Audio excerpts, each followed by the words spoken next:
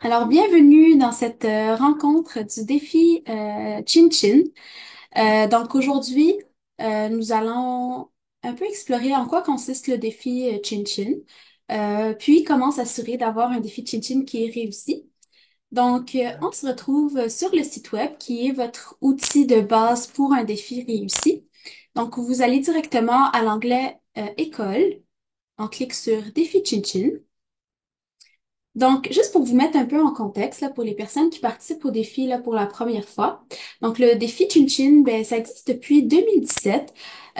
Donc, c'est une initiative qui relève de la campagne J'ai soif de santé et qui vise à encourager les élèves du primaire et du préscolaire à célébrer l'eau comme meilleure boisson pour s'hydrater. Et l'année dernière, il y avait près de 200 000 élèves partout à travers la province là, qui ont participé au défi. Donc, ça représentait environ là, 500 écoles. L'idée du défi est vraiment simple. Elle se veut vraiment accessible et facile d'accès à tout le monde. Donc, c'est vraiment de faire chin-chin à la saine hydratation pendant l'heure du dîner. Donc, on invite nos élèves à apporter leur cours d'eau dans leur boîte à lunch. Et à l'heure du midi, on les invite à choisir un moment, puis ensemble, on fait chin-chin, on lève très haut nos verres à la saine hydratation. Et cette année, ça se passe du 18 au 22 mars 2024, donc qui est la troisième semaine du mois de mars. Puis ça coïncide aussi avec la Semaine canadienne de l'eau et la Journée mondiale de l'eau qui sera le vendredi de la semaine du défi. Donc pour conclure notre semaine du défi, on le conclut avec la fête de l'eau. Alors, sur notre site web, en descendant un petit peu, vous allez trouver les incontournables pour un défi réussi. Donc, vous trouverez directement un feuillet explicatif pour comprendre en quoi consiste le défi. Là, c'est un bref feuillet qui explique quelles sont les étapes à entreprendre avant, pendant et après le défi. Si vous voulez plus d'informations, plus d'accompagnement, ben, il y a le guide d'accompagnement là, qui contient vraiment les conditions gagnantes pour promouvoir la saine hydratation à l'école. Ensuite, on a mis à votre disposition deux trousses d'activités. Donc, on a une trousse qui est la trousse d'activités sur la thématique de la saine hydratation. Donc, on propose des jeux, toujours sur le thème de l'eau. Et on a un volet un peu plus actif. Donc, ce sont des suggestions d'activités ludiques et actifs pour encourager vos jeunes à bouger et à boire de l'eau. Ensuite, il y a des ressources qui sont également mises à votre disposition, comme par exemple des certificats pour les élèves que vous pouvez leur remettre là, après le défi Chin Chin pour souligner leur participation. Certificat aussi pour l'école qu'on peut afficher par exemple à l'entrée de l'école, puis qu'on peut accumuler d'année en année après chacune de nos participations au défi.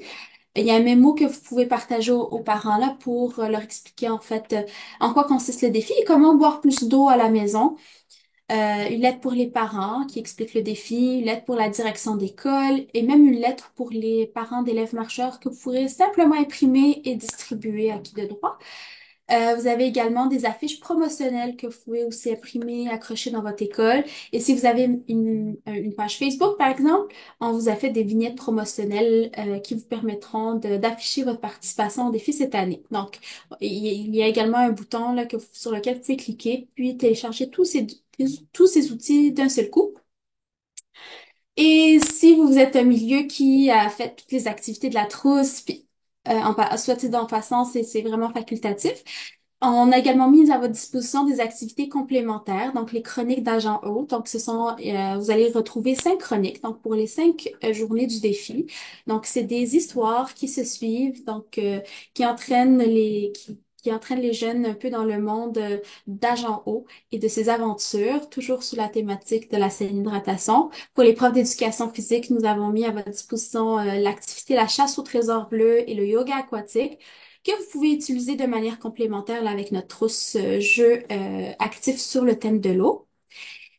Et donc, il y a même une section ici pour inciter un peu les parents à faire de l'eau la boisson préférée aussi à la maison. Donc, on a des outils qui sont mis à leur disposition. Et si vous êtes une école qui voulait mettre de l'avant les initiatives que vous aurez fait pendant la semaine du défi, on a mis à votre disposition ici quelques coordonnées de journaux locaux. Et parfois, ben, ils peuvent relayer votre participation dans les journaux de votre communauté.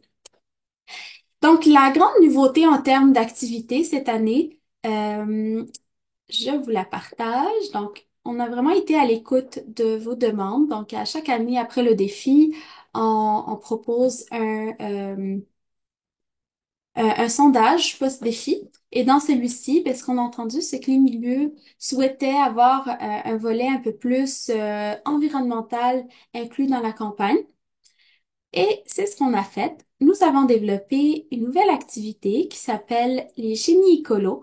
Donc, à travers les génies écolos, on va pouvoir parler de la saine hydratation, mais tout en étant un peu plus soucieux de l'environnement et de l'impact de notre consommation de certaines boissons, des bouteilles à usage unique sur l'environnement. Donc, c'est un genre de jeu questionnaire que vous pouvez faire avec vos jeunes. Donc, euh, donc ça, c'est la nouveauté en termes d'activité. Sinon, comme vous le savez bien, donc tous les milieux qui sont inscrits au défi ben, reçoivent un prix de participation.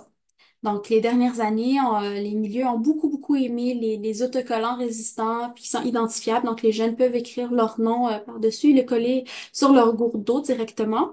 Ben, ces fameux autocollants sont de retour avec un design un peu différent cette année. Donc, ce sont des autocollants de cette couleur. Donc, tous les élèves en recevront avant la semaine du défi. Et aussi, puisque vous vous êtes inscrit avant le 7 février, vous courez la chance de gagner un des 70 lots de 25 gourdes pour votre milieu. Donc, c'est vraiment génial. Restez à l'affût. Ensuite, une grande nouveauté qu'on a ajoutée cette année pour rendre votre défi un peu plus accessible et un peu plus clé en main. Je vous partage la grande nouveauté. Donc, en fait, la grande nouveauté, elle n'est pas encore affichée ici. Par contre, il s'agit d'une application mobile que vous allez pouvoir utiliser directement sur votre téléphone cellulaire. Dans cette application-là, vous allez pouvoir y téléverser directement vos photos parce que, en fait, un des enjeux qu'on peut rencontrer, c'est d'avoir les autorisations et d'avoir ce droit-là de partage des photos parce que nous, ça nous fait toujours plaisir de les recevoir. Puis comme vous pouvez voir, on partage sur notre site web, on le partage sur notre plateforme Facebook, sur nos infolettres, mais il faut s'assurer d'avoir ces droits d'accès.